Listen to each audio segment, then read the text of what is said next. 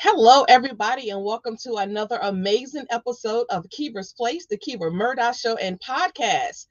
So tonight, and I know you're probably looking at me like, tonight is not Thursday, it's Monday.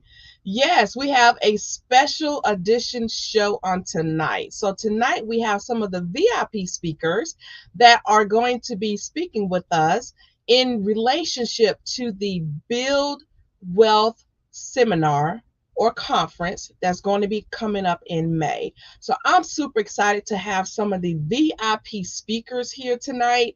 And tonight we're going to be having a great conversation about building that $1 million mindset. And we know that everything that we do, it starts where?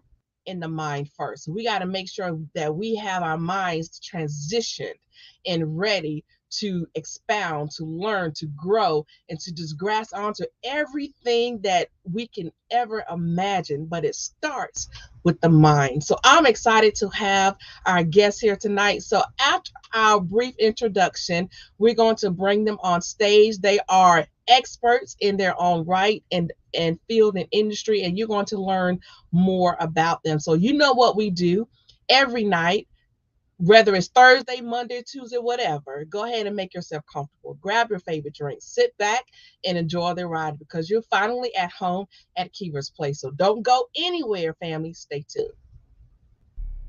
Welcome to Kiva's Place, the Kiva Murdoch Show and Podcast. We hope that by the end of our show, you're left feeling empowered, motivated, and connected. So come on in the room, grab your favorite drink, sit back, and enjoy the ride because you're finally at home at Kiva's Place. Now give it up for our host and producer, Coach Kiva Lernice Murdoch.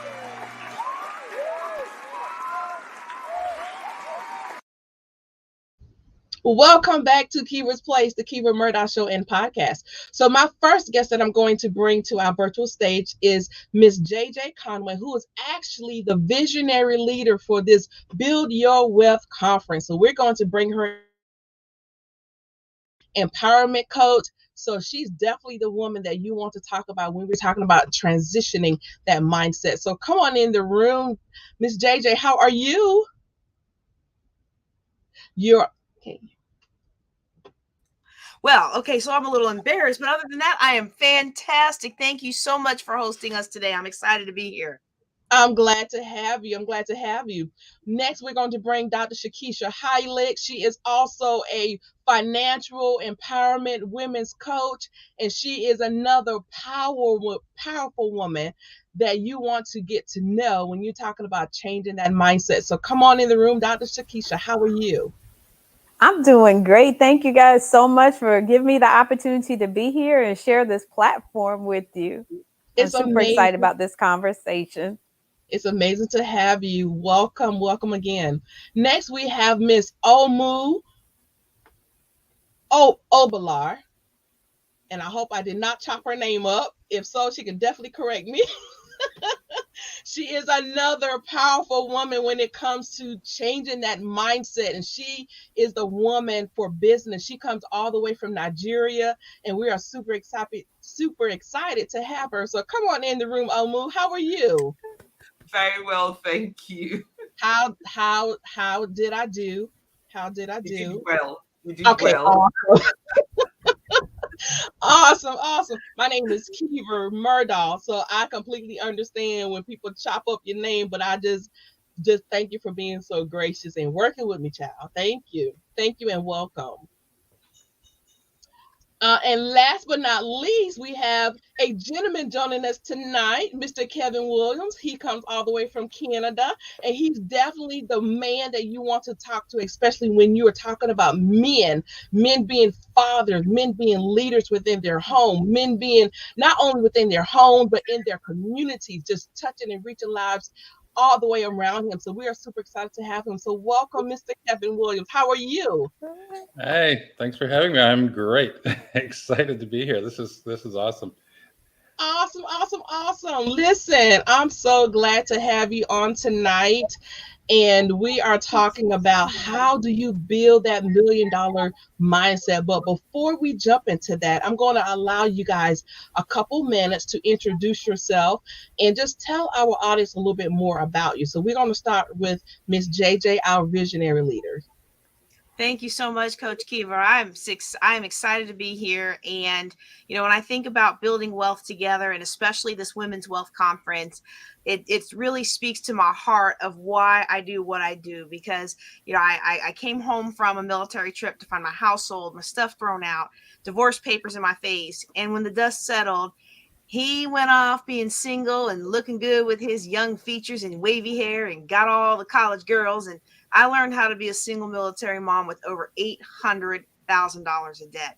And I had to learn how to hustle. I had to learn how to make money work for me instead of just always working jobs after jobs after jobs. I was never going to pay off all that debt focused on poverty. And I had to shift my mindset.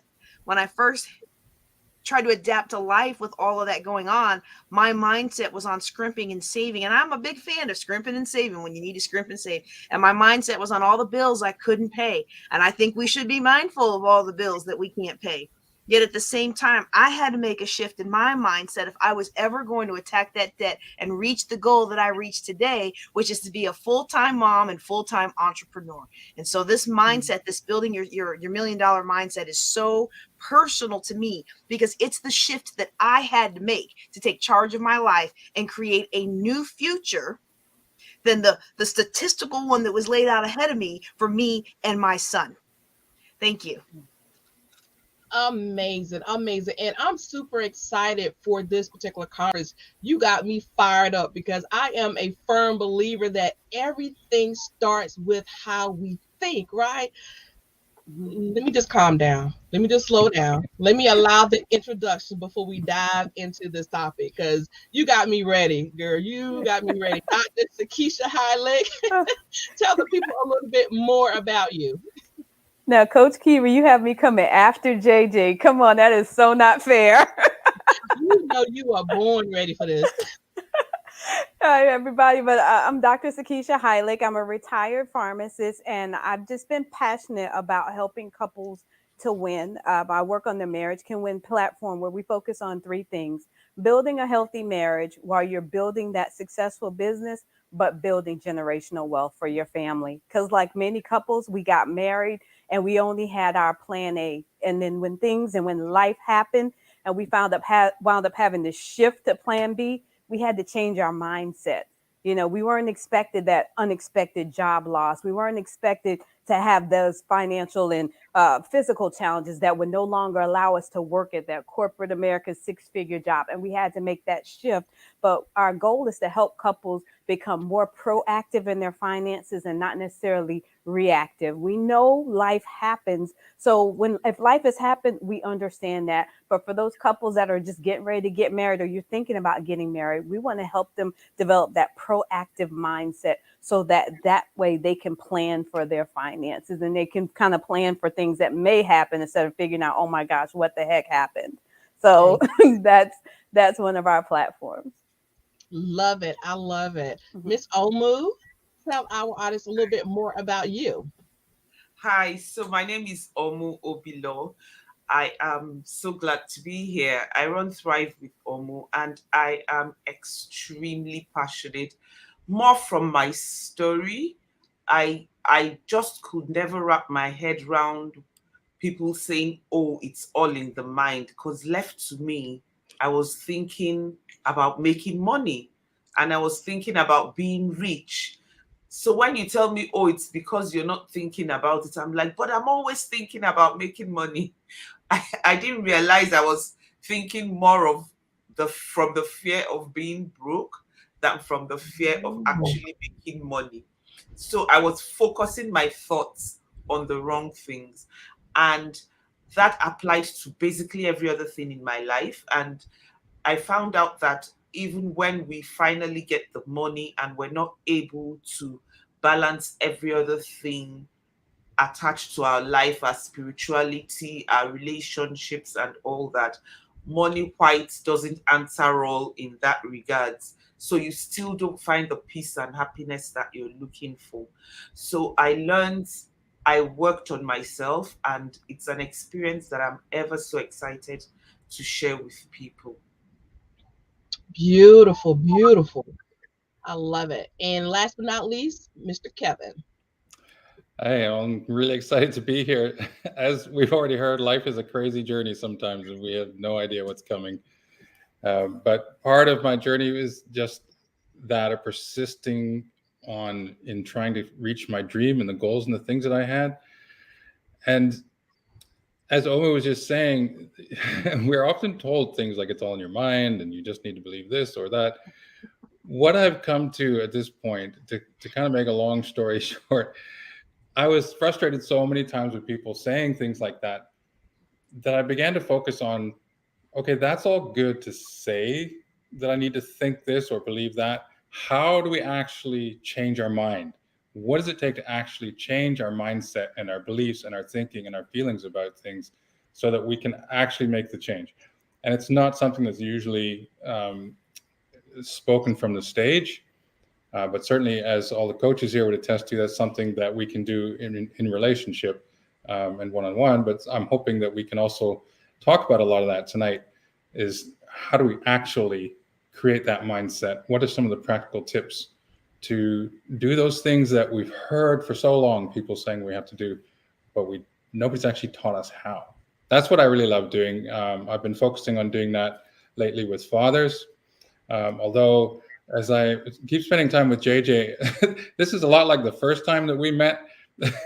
and I've started to think, man, maybe it's not men that I'm supposed to be working with. I keep getting called into conferences with women. So I don't know.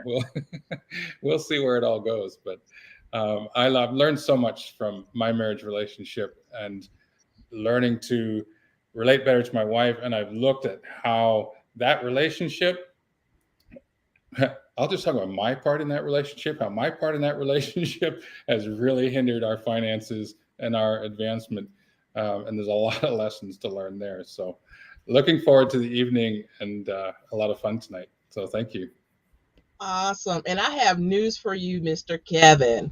The more you work with women, the better the men you work with will be, because you will learn a lot when you are surrounded around women, especially strong women. So you will be able to better equip your men to, either rise or handle or just, live with strong women. So you are exactly where God. All right, you are where you are supposed to be. So, with that being said, let's jump right into this. So, I want to start with JJ first, because you are the visionary leader in regards to this conference. So, I wanted to ask you before we do exactly what Kevin just said. We are wanting to encourage people, but we want to leave them with a couple of good practical advice in how they can start to shift that mindset, right? I don't want y'all to give it all away, but I definitely want you to excite them and just kind of give them what to be looking forward to when it comes to this conference. But I want to ask you, what actually inspired you, JJ, to come up with such a conference? And I know your background about how you were left almost $1 million in debt. Let's be for real.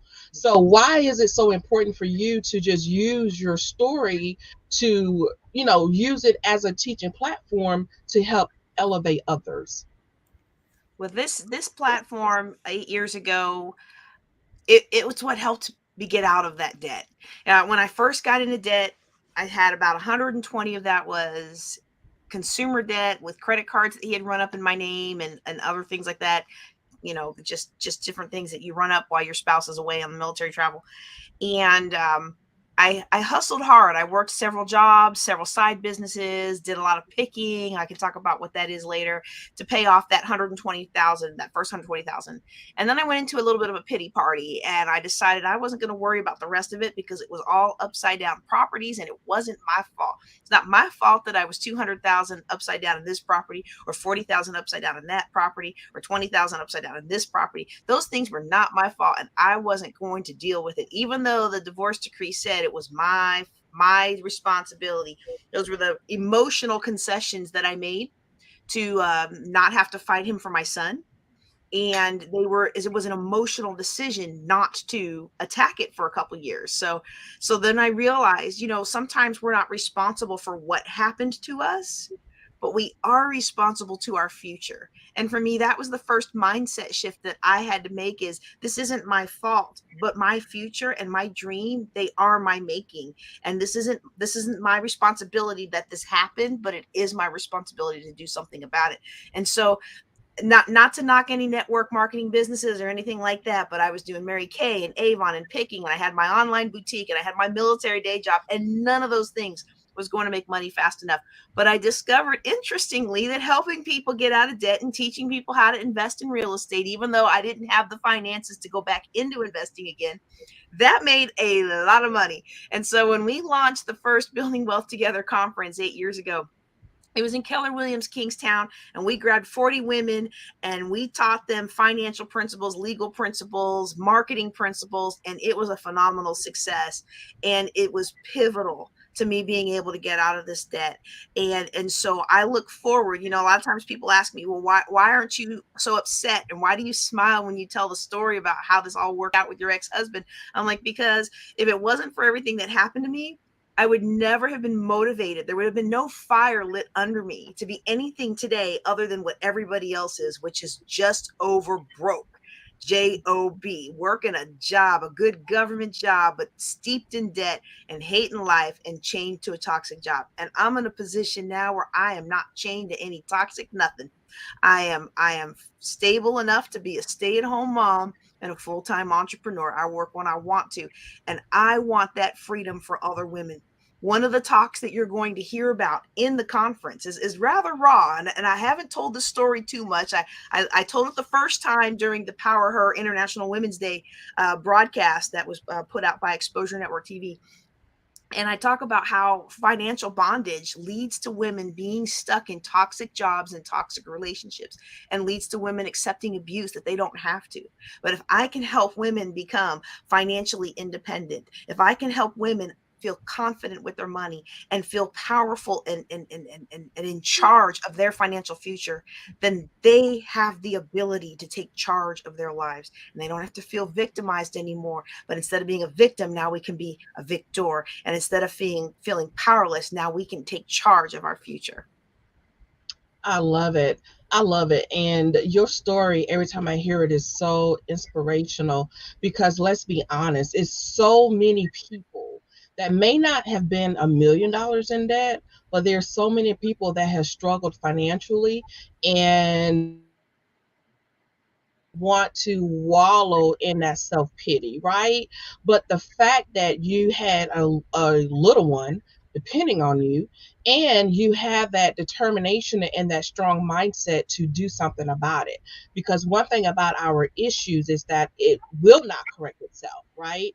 You have to put forward that mindset on what can I do to get this train moving forward. So I'm super excited that this is year 8 of such a conference. But I wanted to pose this question to you all. I had a conversation with an individual, and this is right in line with that mindset that we've been speaking on briefly. I had a conversation with this individual, and they posed to me because I am just like all of you. If I say it, that's my way of manifesting it. I am going to do such and such and such. And I had somebody say to me just recently, you know what? I think you should say, if it's the Lord's will, I'm going to do such and such and such.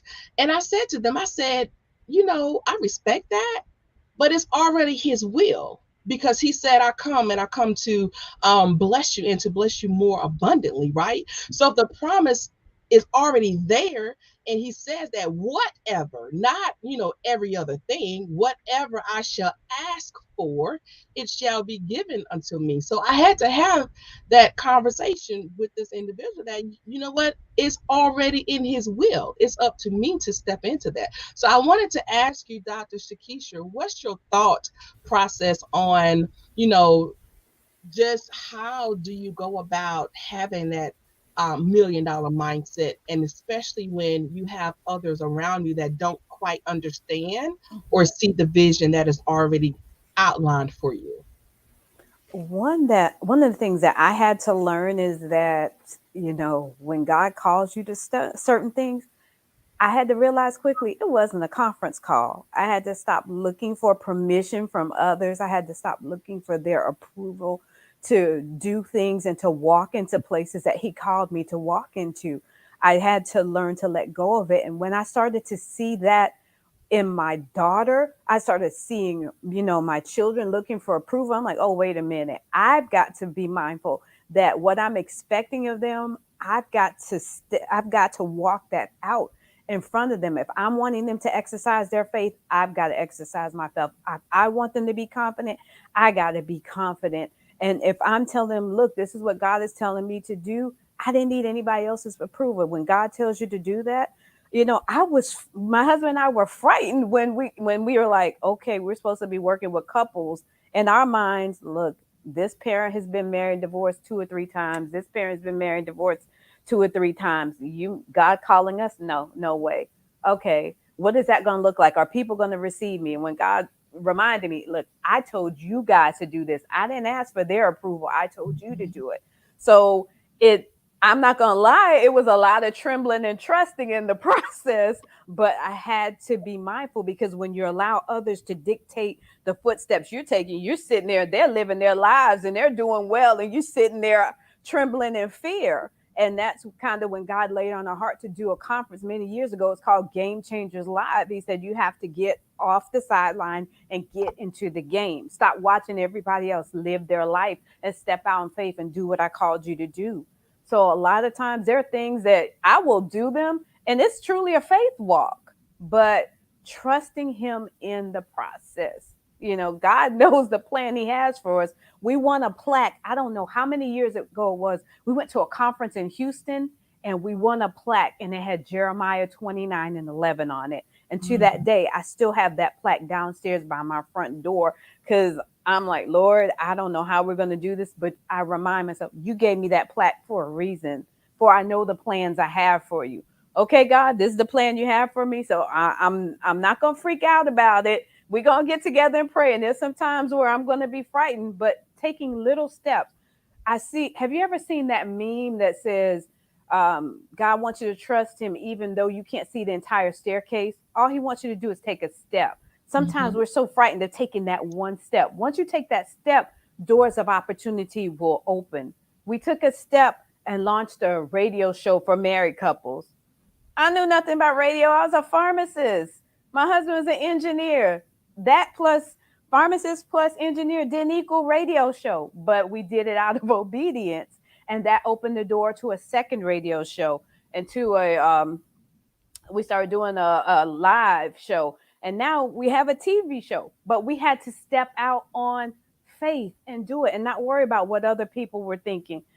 I literally was like, okay, just start reaching out to people. Are you willing? There are people that are going to be willing to help. There are people God is assigned to help you. You just got to open up your mouth and be willing to ask, but if you don't do it, you're going to be sitting on the sidelines. I'm tired of sitting on the sidelines watching people do what God laid in my heart to do. That hurts. After you see that a couple times, let me get off this sideline. This is not working for me. I'm still right here, and they're zipping on by.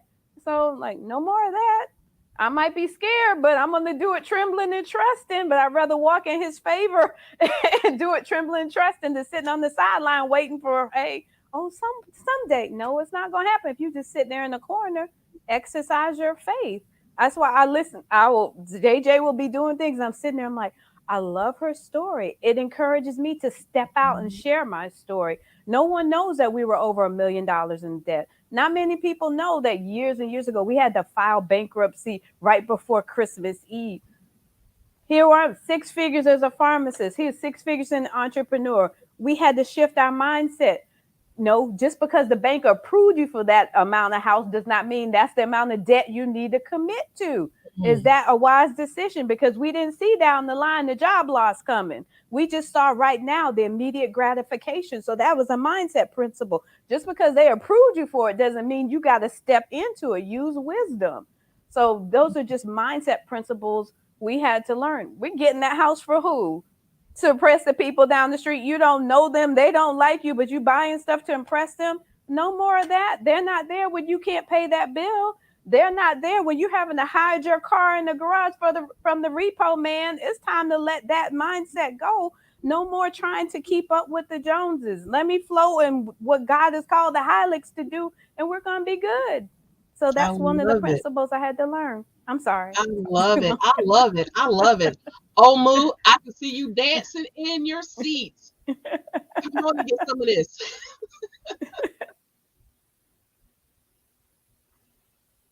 You're on mute. I was actually going to say she shouldn't stop, she should go on. Then I realized we didn't have all night.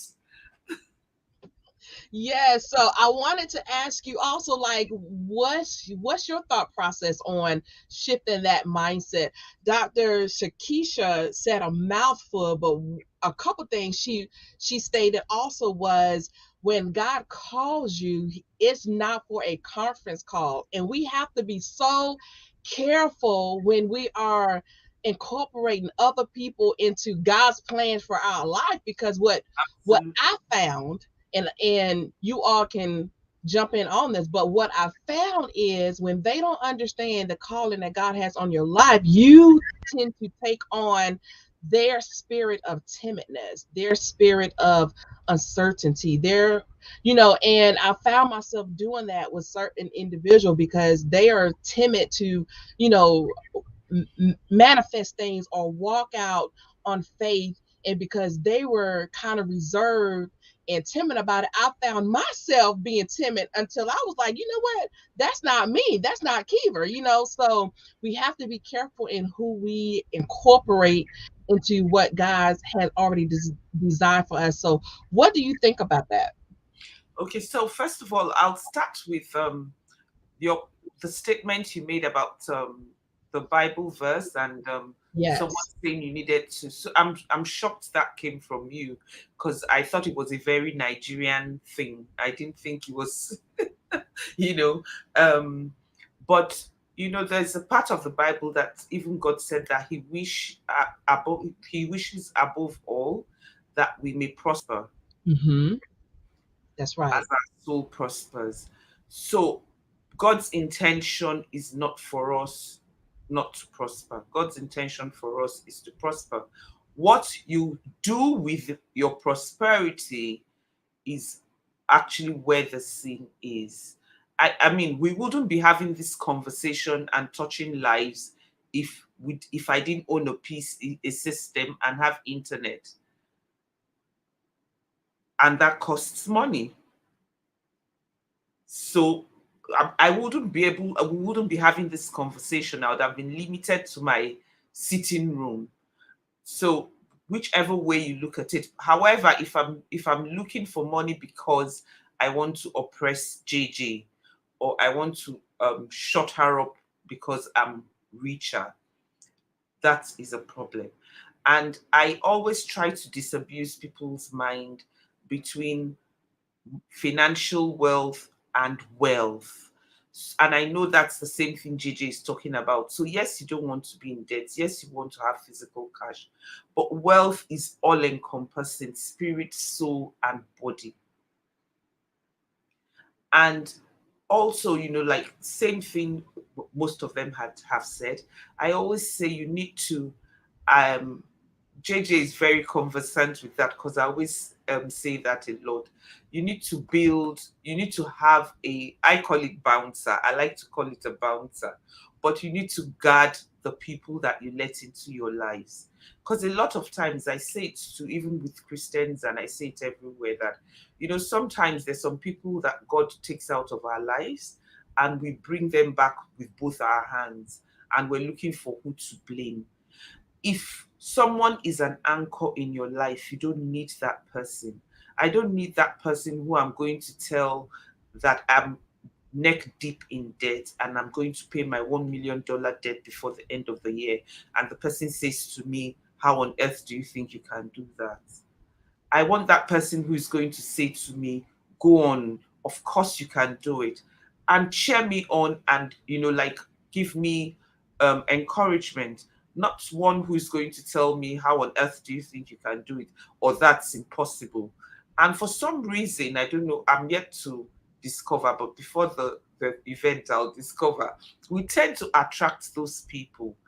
Now I know how we attract those people. So a lot of these people are people that have come into our lives before we became conscious of these things and the effects they have in our lives. So you have that old friend that you grew up with, and she's your friend, and you guys have grown up, and she's told you all these things for so long, you actually just think it's a normal conversation between both of you, until you become self-aware and you begin to realize that these are negative words that actually feed and cultivate negativity in my head.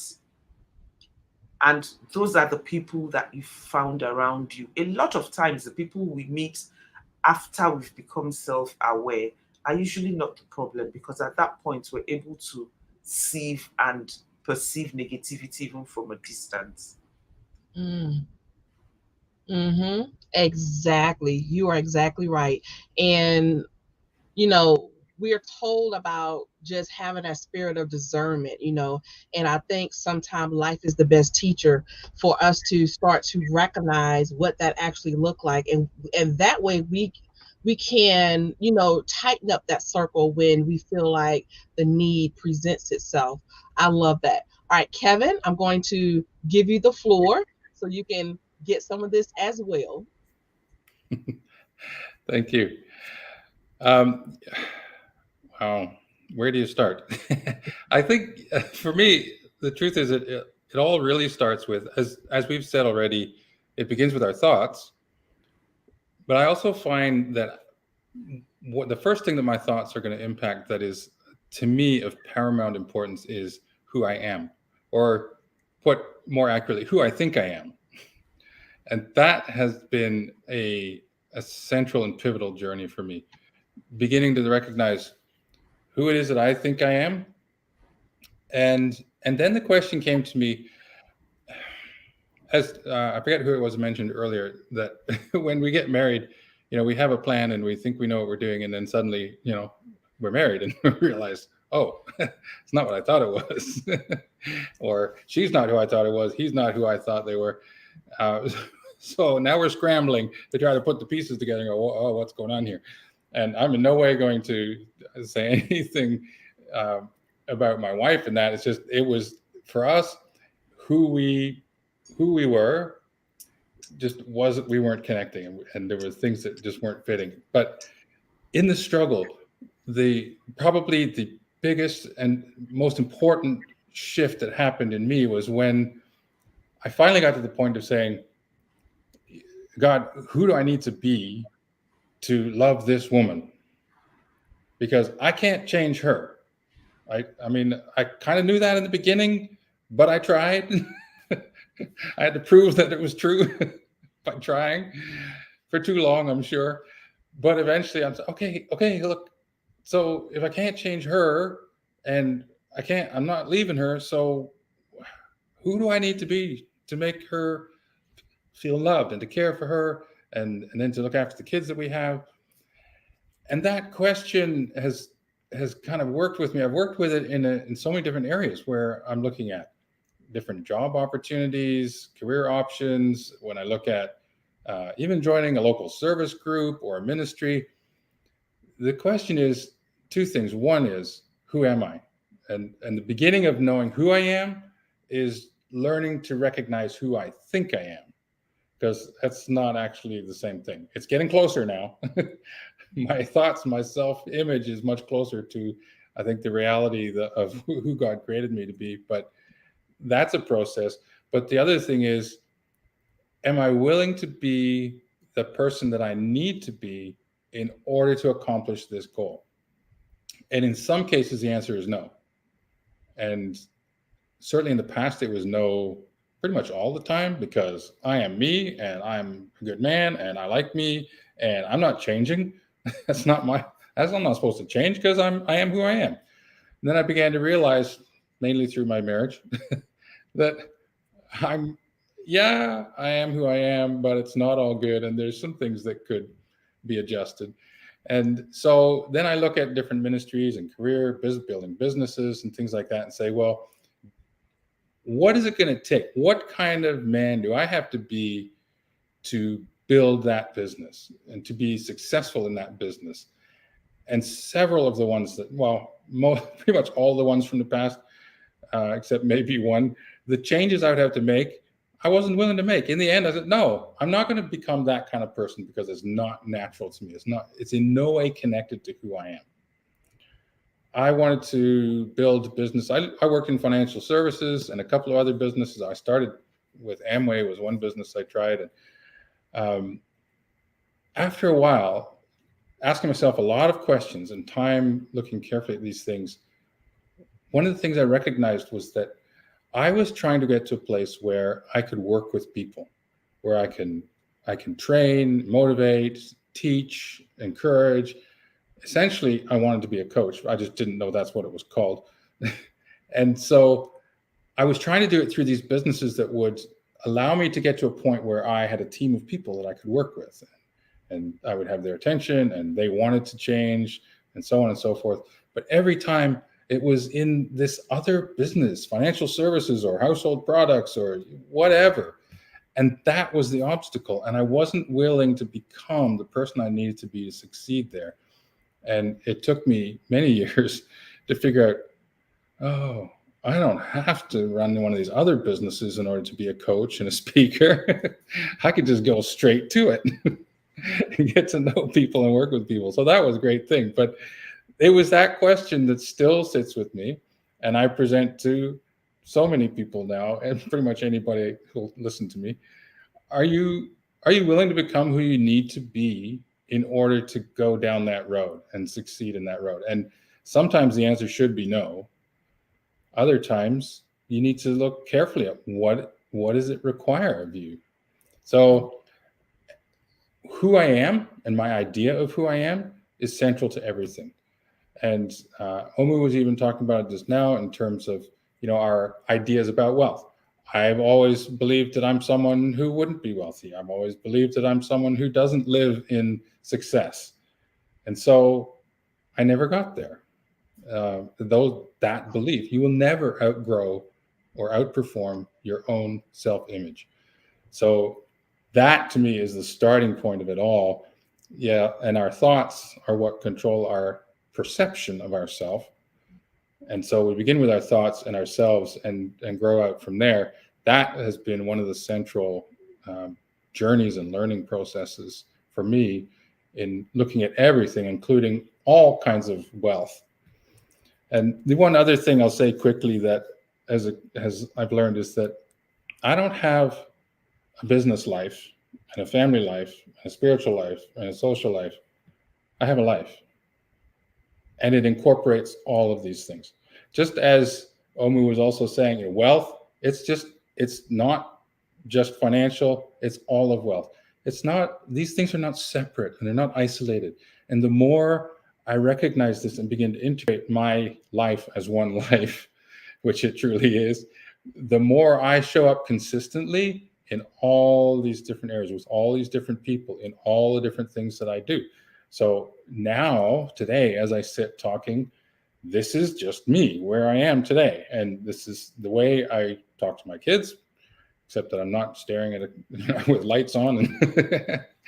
But I speak to them the same way. We get into the conversation and we talk about the reality of it. And so it's one life, it's one person, and who that person is and how I view it has become absolutely central to me moving forward in any and every endeavor. I love it. And you just hit a couple of nails on the head.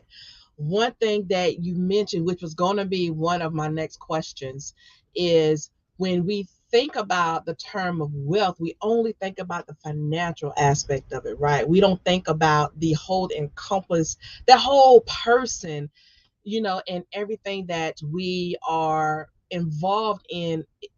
It plays into that wealth mindset. So it's more than just the money, it's your quality of life. It's your quality of health. It's your quality of your family life. It's your entire being encompasses of you being wealthy outside of just the mindset. I love that. Another point that came out also, which is what I wanted to touch on, and I want you all to think about, is Kevin made a statement in when you're changing that mindset, you want to make sure that you are not losing the authenticity of who you are as an individual. So I wanted to go around the room and ask you all to just drop a couple of quick nuggets, practical advice, and how somebody could do that. They can start to shift that mindset of becoming that wealthy individual outside of just the finances, but just that wealthy person as a whole being. How can they do that without losing who they are authentically? Or should they lose part of their authentic self in order to incorporate that mindset? So tell me what you think about that. I'm gonna start with JJ. I want to talk about that for just a second, because one of the reasons I really wanted Kevin, and we also have one other man, Dr. Jonas Gadsden, participating in our women's conference. One of the reasons I really wanted him to come in and speak to women about fatherhood and about the things that we as women need to know about supporting the fathers of our children is that I myself had to look at what was I attracting into my life. So after the divorce, I get my life together. I'm starting to get out of debt. I'm starting to live again. I'm starting to understand who I am. And now I'm starting to attract men into my life, which is very flattering, because I remember when the divorce happened, I was like, oh, I'm in my 30s. I'm never going to find another man. And all these people were coming into my life. And I realized that the kind of person I was attracting into my life was not the kind of man that I really wanted in my life. And I had to do some serious soul searching, because at the time I was a lieutenant colonel in the Air Force. And at the time, I'm since retired, but at the time I was lieutenant colonel Air Force. I was the deputy chief scientist for a major command of over 31,000 people. And that kind of personality does not attract the strong leader man that I have over in the next room.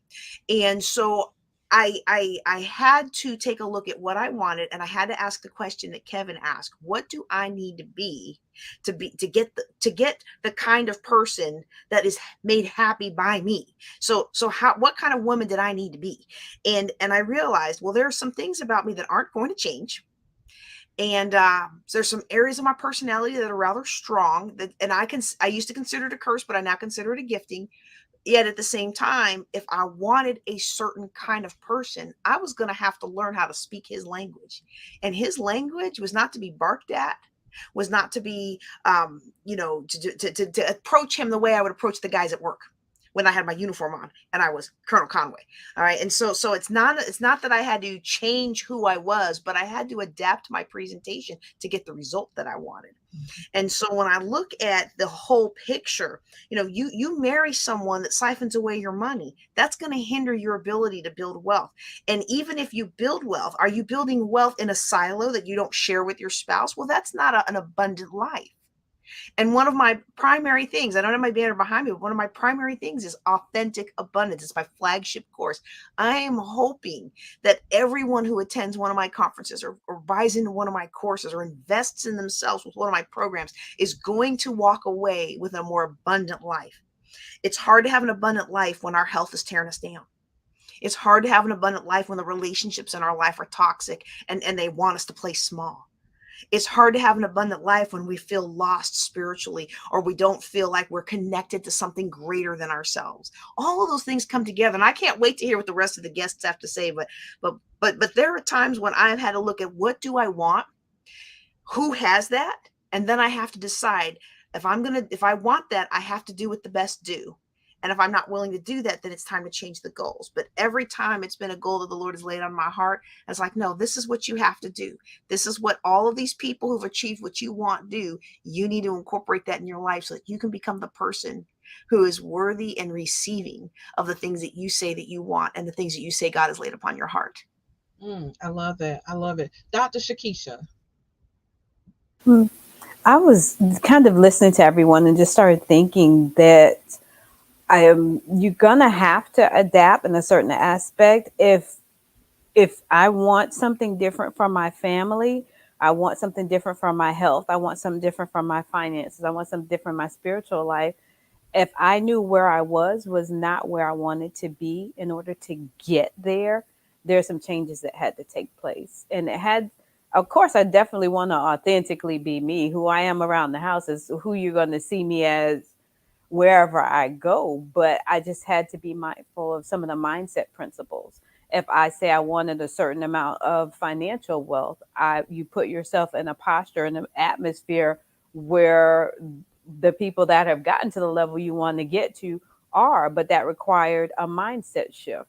That meant, sometimes postponing this immediate gratification. If I wanted to get to a different level spiritually, I had to be in a different atmosphere and be open, receptive to change. It's not necessarily that I'm changing who I am or being less authentic, but my desire is to grow and go to another level. That's going to require me to stretch, and it's going to require me to sometimes be uncomfortable. But that's what's going to allow me to grow in those areas, if that makes sense. But not trying to remove your authenticity, but even learning in my job. Um, I My husband would always tell me, when you come home, you got to learn to take off that pharmacy manager hat. How you communicate with me is not going to be the same way you communicate with your technicians. Please don't come to me with a to-do list. I'm going to leave it right in front of you and I'm walking out the door. But and I had to learn. I was still authentically his wife, still loving him, but I had to learn to communicate with him in a different aspect. He's like, no, you recognize, who you're connected to and how you interact with them. It's that you're not being authentic about it, but you're learning. If I want to grow, if I want our relationship to go to a next level, there's some things that are going to require a degree of, I want to say, next level thinking, maturity, adaptation, in order to get there. So Mhm. hopefully that that makes sense. Not being less authentic, but just learning how to how to adapt that mindset to get to where I needed to go. Exactly, exactly. And that's exactly what we have to do. But before I chime in, I'm going to work my way around the room. Omu,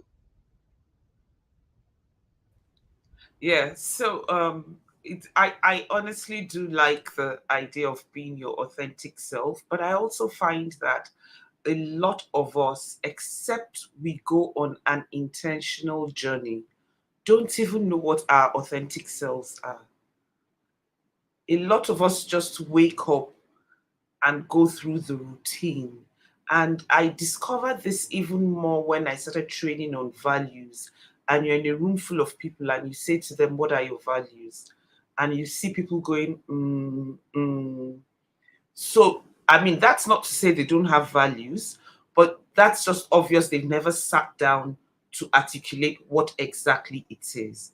And then when they do articulate what these values are, you find out that a lot of them are aspirational values, not values they're currently living. And if you don't know what your values are, then you really even can't be authentic, because you need to know what your values are. And when you identify what your values are, you will soon realize that there are people that don't align with your values. And that's why that's actually the basis of a lot of toxic relationships. And when you start to live those values, you find that people that don't align with your values start to drop off. So at I had to give you a round of applause for that because, oh, yeah, my audience loved your comment because I think you just hit the nail right on the head. We have to understand our true values in order to really be able to put who we are into perspective, and that's going to determine who we attract or disattract. I love that. I love that. You got to stand in ovation tonight. And Kevin. Thanks. I think the only thing I would add, I was going to say a bit of what Omu said in terms of recognizing the difference between who you think you are and and learning to find your authentic self. And for me, a big part of that process was learning to ask questions. And sometimes that was working with other people, but it was really I took quite a bit of time to really walk through what's really important to me. What is it that I really love to do? What seem to be my natural giftings? All these different areas that would give me clues as to who I am in terms of who I was created to be. And so it was walking through that. And over time, I would do that more than once, and I would gain deeper insight and more clear idea about that for sure.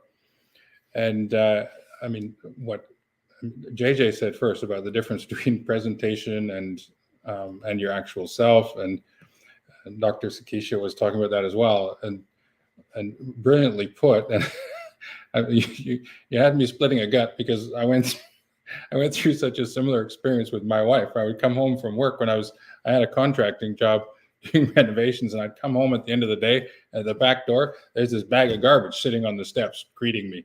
And then I walk into the house, and there's like, oh, you got to help me get the kids because this is going on. I'm making dinner. Oh, it's like, hang on, I've got to go back to work. Like, this is seriously, man. What? And so we talked about it. And, well, we talked with a therapist about it, but and helped us to see, okay, what's going on here, and what's the compromise in how we present. And I had my hangups on the categories. Man does the garbage, and man's disciplinarian, and I didn't want those labels and things like that. And so we would talk about that and go, oh, okay, well, how can we get this done anyway? And for my part, a lot of it was getting over my own crap. I'm sorry, maybe I was careful watching my language here, but getting over my own stuff and saying, like, why is this a label?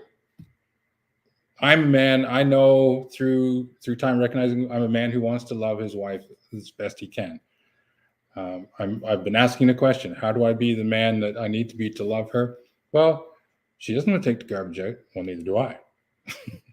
But am I willing to be the one that does it for her sake, so that she doesn't have to? That's an important question. Am I willing to be that man and to do it? And answering that question helped strip away the issue. It wasn't even a question. Is it a role? Is it a precast idea? It's like, it doesn't matter. I want to do it so that she doesn't have to do it, because she doesn't like doing it. So why don't I do it? Now, I mean, the same thing can go both ways. It doesn't have to be, obviously the man doesn't make all the changes and sacrifices, but that was my part of my process of recognizing who I am. What is the most important thing to me? Is it more important to break down these stereotypes, or is it more important to me to love my wife? What's the real me? What's the most important thing to me? So that was sort of a brief look into some of that questioning and challenging process of recognizing the real authentic me and putting that first instead of these other ideas. I love it. I love it. And what I'm hearing is compromise. I'm hearing about compromise. What is it going to take in order for me to live a happy life in my home, but also make sure that this woman that I'm with is happy as well? I love it. JJ, you have done an amazing job with this panel. This conference is going to be so exciting, and I hope you all are definitely just learning and grasping a lot from these VIP speakers tonight. I'm going to ask one final question, and then we're going to let them know how can they get involved in this conference and where can they be speakers. So my last question that I wanted to ask is myths. There are quite a few myths around the building wealth mindset. So I want each one of you to give me a myth that we can dispel to help our audience and individuals start to transition into that building that $1 million mindset. So Omu, if you had to give me one myth to dispel about wealth, what would that be? A lot of people believe that the more you there's a saying in Nigeria that you don't get richer by giving out all the stuff you have. And that's a myth, because when you give, you actually receive abundantly. Aside from the Bible saying that there's a gift that comes with giving, it opens doors. I love that. I love that. Thank you for that. Kevin, if you had to give me one myth in regards to wealth, what would that myth be? In terms of a wealth and a mindset, I think it's perhaps one of the important ones to me is this idea that it takes 30 days to build a new habit, and so much of what we're talking about is about thought habits. Um, there's a double correction here. First of all, that's a misunderstanding. It's not 30 days. It was more like 66 days. It was the real um, was the real factor in terms of building habits for most people. But I'm going to say that's not even true. And no, it's not longer. It's actually shorter. The truth is, we can build new habits in seconds.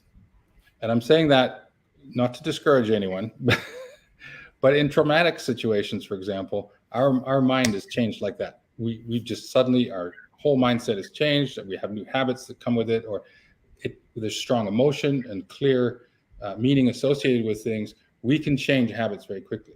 Now, most of the time, I'm not suggesting that we should use trauma to change our lives. But my point is simply this: we can learn to change faster. It doesn't have to take 30 days or 66 days or a year, whatever. There are ways of helping and learning to create an environment of change within yourself and in your life that accelerate the change process. And a big part of it is just recognizing the thoughts that are going on, but then, of course, believing that actually you can change fairly quickly. So that's one of the things that I found most helpful and encouraging in this journey. I love that. Thank you for sharing that. And that is definitely a good thought to keep in the back of our minds, because there is that saying that, it can take anywhere to 2 to 4 weeks to, change a habit. But I like that what you just said, it can literally be seconds. I think if we have that determination to make that change, then there should be nothing that is going to stand in our way for doing that. So we just need to get into that mindset and just do it. I love that. Thank you. Thank you for sharing that, Kevin. Dr. Sakeisha. Uh, uh, I was literally thinking about it. One of the myths that I heard so much is like the more you make, the wealthier you are. But it's a matter of what you do with what you have. Because you can make $1 million, but if you got $2 million in debt, what have you actually accomplished versus that person that might have make 100,000, 200,000, but they're wise with it, they're invested. And I'm just speaking focus strictly on the financial aspect, but it's more so what you do with what you have that's going to determine that level of wealth versus just trying to make more. Because I see so many people that and I was one of them that worked, let me work overtime, let me get some more money for this. But if I'm just spending it haphazardly, I'm not investing it properly, if I'm not using it for not, I'm thinking more so of immediate gratification rather than long-term investment, I've defeated the purpose. So it's just making sure that you're wise with what you have and consider the long-term ramifications versus just that immediate gratification. Okay, making more money, but if I'm not wise with it, it's just going to be more money, more problems, unless I'm wise with what I have. Exactly. I love that. Thank you so much. That's very important. And last but not least, Miss JJ. Well, I've got a two sides of one coin, because I find that as a financial planner, a lot of people who come to me come with these myths of, well, the past determines, and I had all these mistakes in the past, or I didn't have a good education in the past, or I didn't have a good family in the past, or I've got 3 divorces in the past, or blah, blah, blah in the past. And we forget that the past doesn't determine our future. We do. And so I think one of the biggest myths is it doesn't matter where you came from, it matters where you're going. And well, that's not the myth. The myth is that the past determines your future, and it really doesn't. Yet at the same time, Yet at the same time, I want to speak to something that Dr. Sakeisha said, and I find it equally paralyzes people from moving forward, which is thinking that it's in the future. In the future, I'll walk in abundance. In the future, I'll be generous. In the future, I'll be able to manage my money well. It's what you have today, and this conference is going to show you how to work with what you've got today and how to open up abundance in your marriage, open up abundance in other relationships, open up abundance in your health, open up abundance in your mindset, build that $1 million mindset, build your $1 million network, and break free of all of these myths that have been holding you back for far too long. I love it. So let's talk about well, first of all, let's talk about when the conference is. So let's drop the dates when they can expect that. Um, JJ, and then we're going to tell them how they can register. Absolutely. This conference is going to be right aligned with Mother's Day. It's the best Mother's Day gift you can give your mama, your auntie, your sister, your friend. And that is going to be May 4th through the 6th, 2022. And that is first week of May. It's going to be a virtual summit online. And there is going to be a combination of broadcast sessions as well as live stream sessions like this panel, but live stream sessions. So we're going to have a mixed variety of sessions. We are also going to have some very special VIP bonus sessions that will not be aired to the public.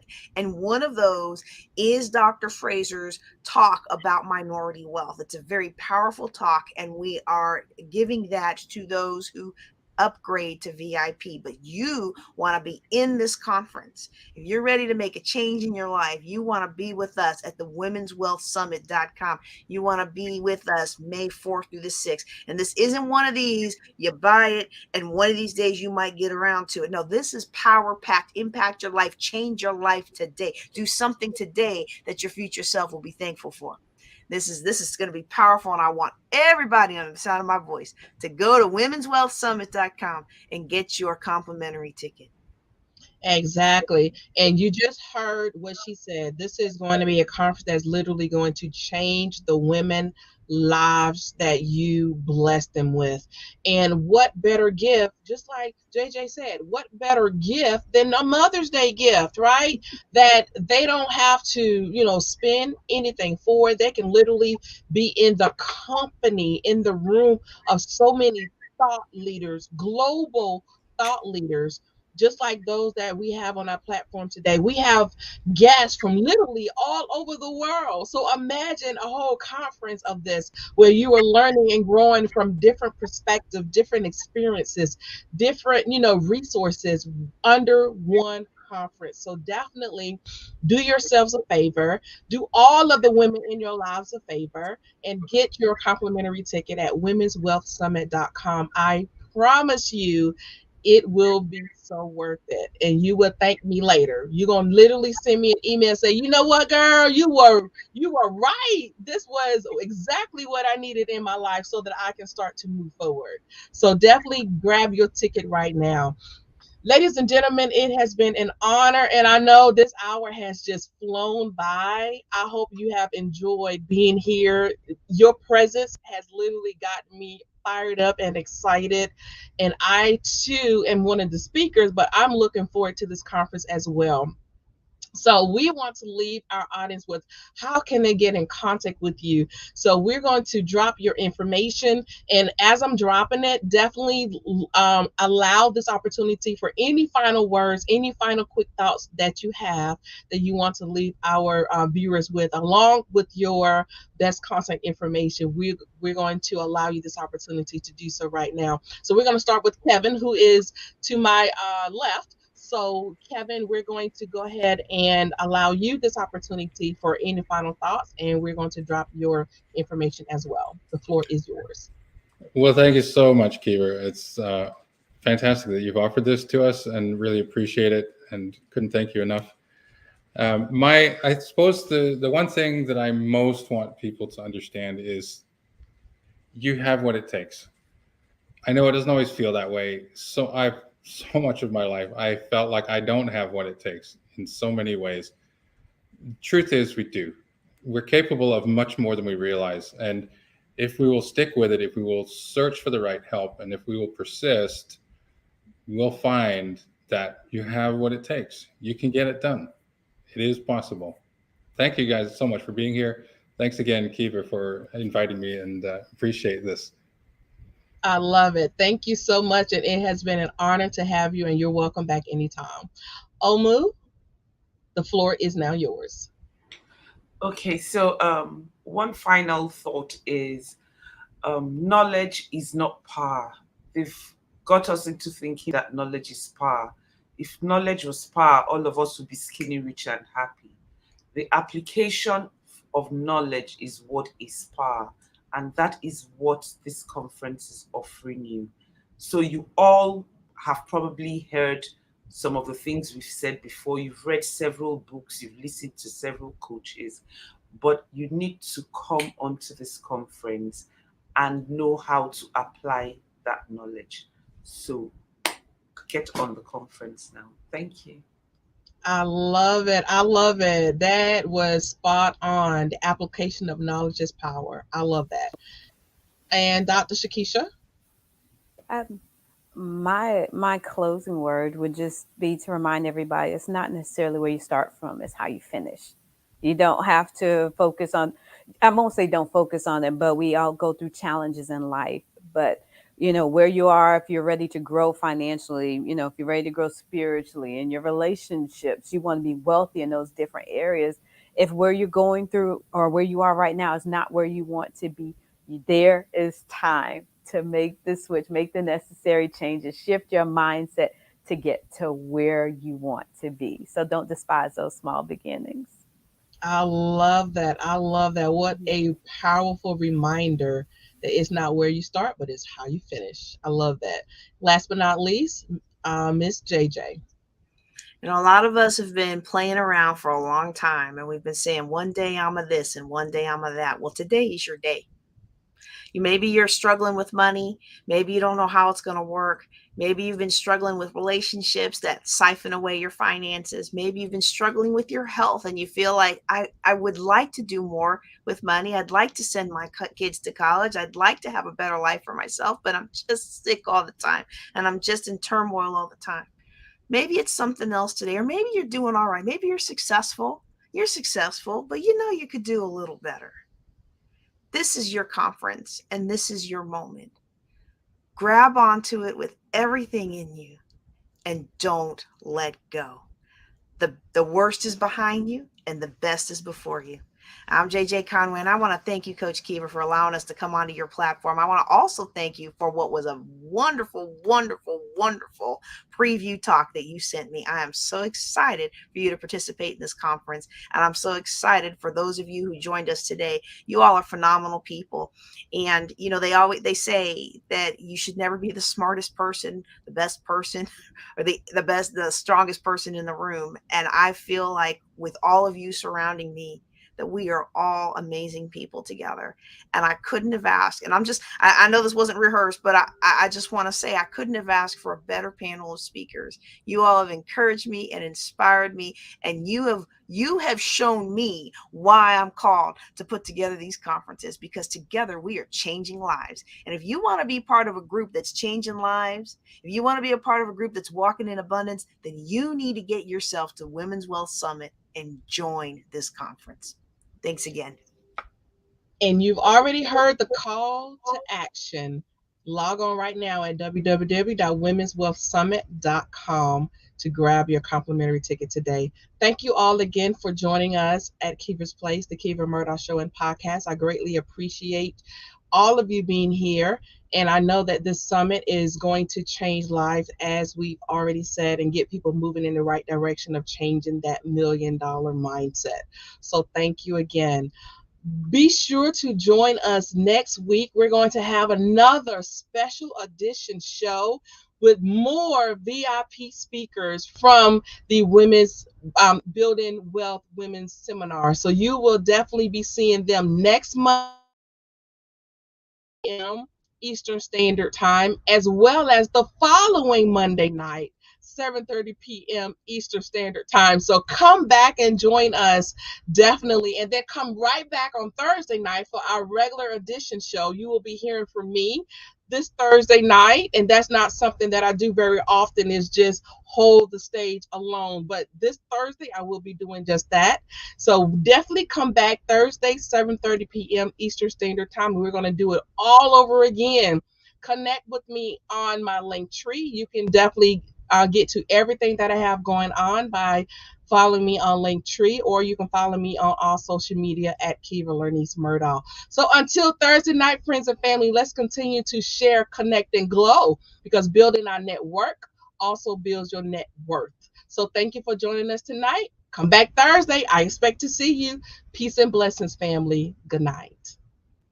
Thank you for watching Kiva's Place, the Kiva Murdaugh Show and Podcast. Tune in every Thursday night, 7:30 p.m. Eastern Standard Time. And be sure to follow us on Facebook and Instagram at Kiva's Place.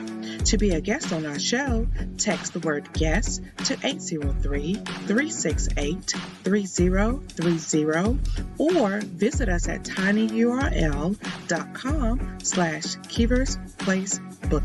And watch us on Apple TV, Roku, and Amazon Fire as we're broadcasting in more than 60 million homes worldwide.